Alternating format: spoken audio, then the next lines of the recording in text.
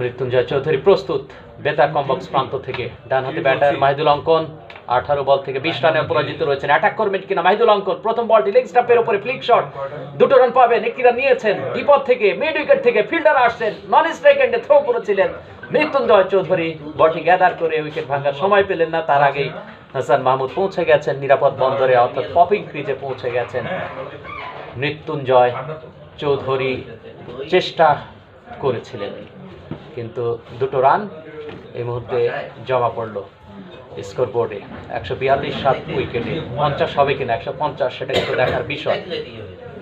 আগের ম্যাচে 151 করেও জয়লাভ করতে পারেনি। এবারে চমৎকার স্লটে পেয়েছেন, লফটেড শট পুল করেছেন মিড উইকেট দিয়ে, বল চলে গেল সীমানার বাইরে।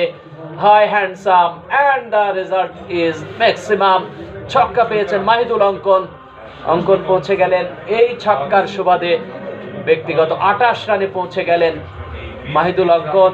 দলীয় রান বাড়ল 148 7 উইকেটে নোয়াখালী এক্সপ্রেস। 19 ওভার 2 বলের খেলা শেষে, আর 4টি বল এই ওভারে রয়েছে। মৃত্যুঞ্জয় চৌধুরী ছুটছেন, ওভারের তৃতীয় বলটি করবেন।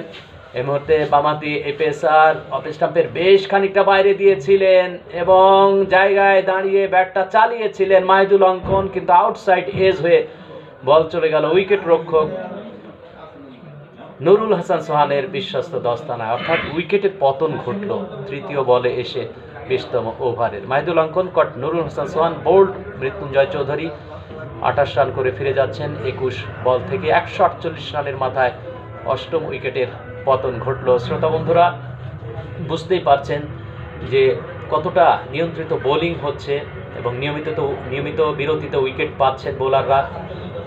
নোয়াখালী এক্সপ্রেসের ব্যাটাররা ঠিক সেভাবে নিজেদেরকে এখনো মেলে ধরতে পারছেন না।